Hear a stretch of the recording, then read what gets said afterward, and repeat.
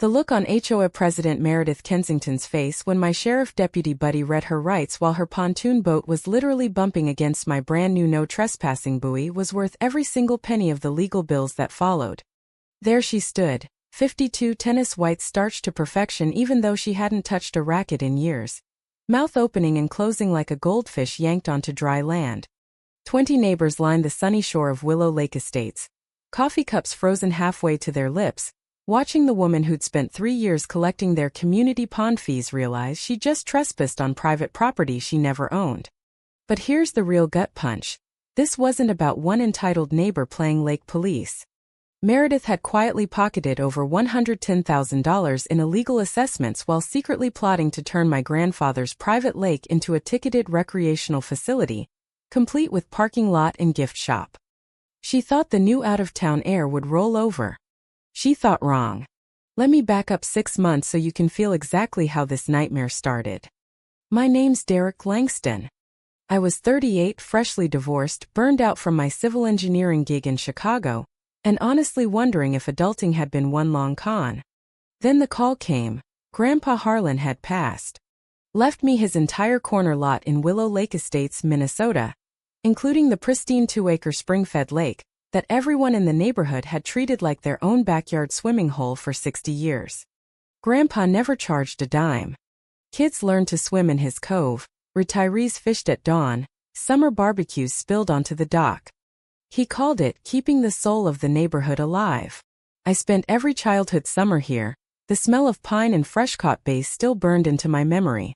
I rolled into town with a U-Haul and a divorce hangover, expecting quiet grief and maybe some neighborly casseroles. Instead, I got Meredith Kensington on my doorstep exactly 7 days later, clipboard in one manicured hand, that plastic smile stretched so tight it looked painful. "We need to discuss your grandfather's informal arrangements," she announced, voice syrupy sweet like artificial sweetener poured over rat poison. "The Willow Lake Estates Homeowners Association has standards, Derek. Community standards." She said community the way some people say taxes, like it was a dirty word she'd been waiting to weaponize. I invited her in because, manners. Big mistake. The woman launched into a 47-page lake usage agreement she'd personally drafted, demanding $9,800 annual maintenance fees, because apparently Grandpa's lifelong generosity had created an implied easement that now required proper documentation. "Your grandfather was so cooperative," she purred, perfume thick enough to choke a horse. "I'm sure you'll want to honor that legacy." I politely told her I needed time to review everything. Her smile didn't drop, it froze solid enough to skate on. The following weekend I threw my first real barbecue since moving in. 8 old college buddies, burgers on the grill, laughter echoing across the water. 2 p.m. Sharp. Hurricane Meredith arrived on her pontoon, laminated violation notices flapping like surrender flags. "Sir, this community has standards," she declared loud enough for the entire block to hear. "Guest list, please. We can't have just anyone using association waters." My friends started packing up. The smell of char-grilled burgers suddenly tasted like defeat. That night I sat on the dock alone, feeling like I'd already failed Grandpa, and decided to dig through his study like my life depended on it. Behind a false panel in the built-in bookshelf, because apparently Grandpa Harlan was half librarian, half Bond villain, I found a cedar chest. Original 1924 water rights grant, county-filed, ironclad. The entire lake, every drop, belonged exclusively to the Langston family. No easement. No shared rights. Nada. My engineering brain lit up like a Christmas tree. Meredith Kensington had been running a straight-up protection racket on water she didn't own, couldn't control, and had zero legal claim to. I wasn't dealing with an overzealous neighbor. I was dealing with a con artist wearing tennis whites and calling herself president. Monday morning I found a shiny cease and desist letter tucked under my windshield wiper. Fancy letterhead, legal-sounding threats, $500 daily fines for unauthorized lake usage. Signed by something called Willow Lake Community Legal Services. I smelled fresh toner and pure desperation. 10 minutes of close inspection told me everything. P.O. Box address, no bar number, printer ink still wet. Fake. I started knocking on doors. 78-year-old Mrs. Dorothy Whitaker next door poured me coffee strong enough to strip paint and spilled everything. That woman showed up 3 years ago talking about elevating standards. Suddenly we're all paying $200 a month for pond maintenance your grandpa never charged a soul for. Retired teacher Jim Brennan down the street dropped the real bomb. Meredith had collected from 27 families for 32 months straight. Over $110,000. Kids were being told they had to pay to swim in water that had been free since before their parents were born. I drove straight to the county recorder's office. No HOA ever legally formed for Willow Lake Estates. 0 filings. Meredith's own deed showed a standard quarter-acre lot, with exactly 0 water rights attached. Grandpa's 1963 survey proved the lake was private down to the waterline. I was still riding that high when Thursday brought a sheriff's deputy to my door. Complaint of harassment and vandalism against you, Mr. Langston, he said, looking embarrassed. Meredith claimed I'd threatened residents and destroyed the community bulletin board. I laughed so hard I almost cried, then spread every courthouse document across my kitchen table. The deputy's eyebrows climbed into his hairline. She never mentioned you actually own the lake. We drove to Meredith's McMansion together. She was watering petunias in full tennis regalia, confident smirk locked and loaded. It melted faster than cheap lipstick in a heat wave when the deputy started explaining basic property law. Ma'am, there appears to be some confusion about ownership, he said politely. Meredith's hose hit the concrete with a wet slap. There must be some mistake, she stammered. I kept my voice pleasant. You're right, Mrs. Kensington. My family has shared this lake freely for generations. But charging people for something you don't own? That's not sharing. That's theft with extra steps and a fake clipboard. Word traveled faster than Minnesota gossip at a church potluck. 3 families stopped paying immediately. The local hardware store started whispering. But Meredith wasn't done. Friday brought another final notice, taped to my door claiming Grandpa had made a verbal covenant witnessed by community elders. Cute. I realized nice guy correction wasn't going to cut it. This woman was doubling down on crazy, and I needed to be ready. Tuesday morning I found colorful flyers in every mailbox, except mine advertising an emergency community meeting about waterfront safety. Meredith listed herself as President Willow Lake HOA, with credentials faker than her spray tan. 34 households invited. Mine mysteriously lost in the mail. Dorothy called me, voice dripping sarcasm. She's telling everyone you're planning to fence the entire shoreline and charge admission like it's Six Flags. The Henderson family's 8-year-old daughter actually tugged my sleeve at the grocery store, eyes wet. Are you really gonna stop us from swimming, Mr. Derek? Psychological warfare using kids as ammunition. That was the moment I decided to stop playing defense. I crashed her little propaganda session Thursday night. Community center packed, folding chairs squeaking, burnt coffee smell thick in the air. Meredith clicked through slides of overcrowded conditions, photos she'd secretly taken at my barbecue. Without professional management, we're one lawsuit away from bankruptcy, she warned. I waited until Q&A. Mrs. Kensington, fascinating presentation. Could you please explain which legal authority granted you lake management rights? You could hear a pin drop on carpet. Her face cycled through every shade of panic. Well, tradition and your grandfather's verbal agreements. That's when I started passing out copies of the 1924 grant. Murmurs turned to thunder. Meredith tried pivoting to modern community standards override history. Then she made the fatal mistake, admitting she'd already banked $9,200 in the Community Lake Fund. So you've been collecting money for services on property you don't own? I asked sweetly. The room exploded. The Hendersons stood up first. We've been paying for what exactly? Dorothy's voice cut through like a chainsaw. Harlan Langston never charged a penny in 60 years. Meredith grabbed her laptop and fled, yelling about consulting counsel. 12 families followed me outside asking about refunds. The real community was waking up. But Meredith wasn't finished.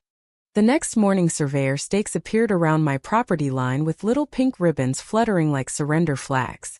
A quick call to county planning revealed someone had filed preliminary plans to subdivide for community recreational use. Boat ramp expansion, 40-car parking lot, seasonal cabins. Meredith had gone full pirate. Certified mail arrived next. Preliminary assessment notice from North Shore Development Consultants, suggesting I partner, rather than fight, inevitable progress. Same P.O. Box. Same scam energy. The application claimed 40 resident signatures. I started knocking doors again. Turned out people thought they were signing a petition for better lighting, not handing over my lake. Classic bait-and-switch fraud. The local paper ran a hit piece. Out-of-towner blocks traditional lake access. Anonymous quotes about newcomers not understanding small-town values. Neighbors started giving me side-eye. Meredith's social media campaign painted me as the villain fencing kids out of paradise. She even claimed I might block emergency boat access during drownings. The woman had graduated from petty scammer to full sociopath. But every lie she told gave me more rope to hang her with. I called property rights attorney Rebecca Voss in Minneapolis. Her verdict was blunt. This is textbook fraud with conspiracy elements. Document everything. Let her keep digging. While Meredith pushed her fake development, I quietly uncovered Grandpa's real gift. Behind more hidden panels, I found correspondence with the Minnesota DNR and EPA. Willow Lake had been designated a critical watershed protection zone in 1998. Grandpa was the legal steward. The state had paid him $42,000 a year for conservation management for 21 years. Even better, he'd set up the Willow Lake Environmental Trust with me as automatic beneficiary. $320,000 in accumulated funds, plus ongoing payments. Any construction within 500 feet required federal environmental impact studies. Meredith's parking lot fantasy would trigger automatic $50,000 per day fines. The trust also legally required public educational and recreational access. Free, no fees, no fake HOA middleman. Meredith had spent 3 years demanding exactly what the law already mandated, except she wanted to profit off it. Rebecca's plan was beautiful. Let the development application proceed. Federal agencies would investigate and discover the fraud during environmental review. Meanwhile, I'd use trust money to deliver everything Meredith promised, but legally, transparently, and for free. Handicap-accessible fishing pier. Free summer nature programs for kids. Professional safety upgrades. I'd turn from greedy outsider to community hero while the feds did the heavy lifting. The irony tasted sweeter than revenge itself. I started dropping subtle hints to neighbors that I might be open to formalized access agreements. Word reached Meredith in under 4 hours. Dollar signs practically danced in her eyes. She thought she was wearing me down. In reality, I was baiting the trap. I hosted a small strategy dinner with Dorothy, Jim, Sarah Chun from the Corner Cafe, and Rebecca. Over Dorothy's famous snickerdoodles, we laid out the 3-pronged attack. Prong 1. EPA notification on the protected watershed. Prong 2. Systematic documentation of every fraudulent signature and fee transfer. Prong 3. Launch the Real Willow Lake Heritage Festival. Completely free, fully insured, professionally run. Let Meredith's amateur power grab look exactly like what it was. The next 2 weeks I used trust funds for visible upgrades that made Meredith's promises look pathetic. New ADA-compliant fishing pier built to my engineering specs. Solar safety lighting that actually worked. Professional life ring stations. Trail cameras discreetly placed. Every interaction with Meredith got recorded. I started waving at her in public with a big friendly smile. Beautiful morning, Meredith.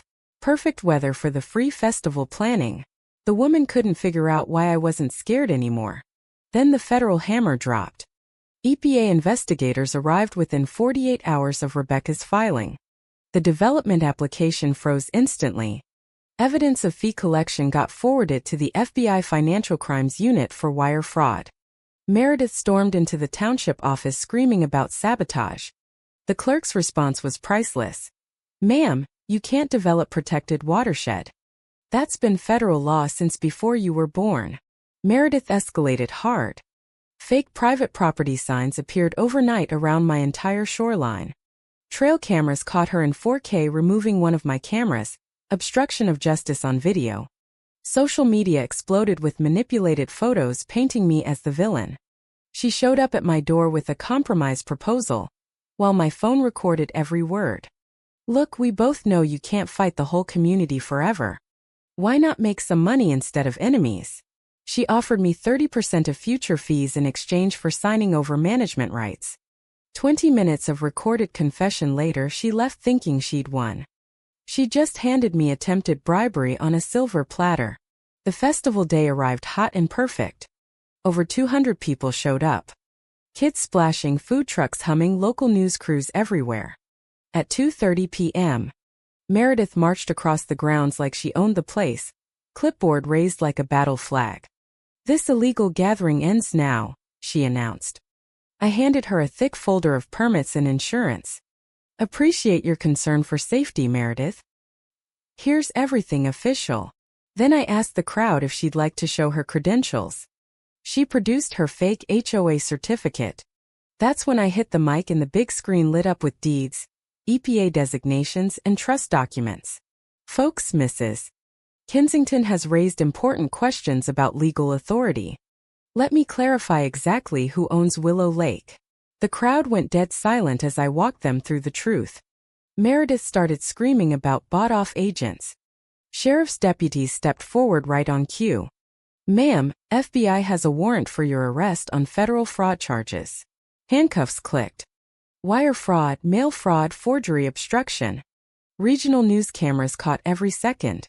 While Meredith was led away still protesting, I turned back to the microphone.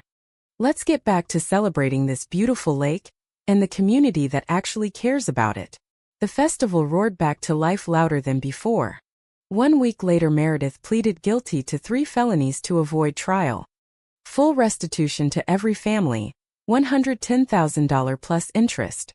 She lost her house, her reputation, and whatever dignity she had left. I established the Real Willow Lake Community Council with elected reps. Monthly conservation workshops. Free kids' nature programs. The annual festival is now a regional tradition. Grandpa's trust expanded. The lake is healthier than it's been in decades. And the best part? Every family now swims for free. Exactly the way Grandpa always intended. So tell me, was I wrong to fight back? Or was the real crime letting one entitled HOA Karen steal from an entire neighborhood for years? Drop your thoughts below. I read every single comment. And if your HOA has ever tried anything half as insane, you already know who the real villain is.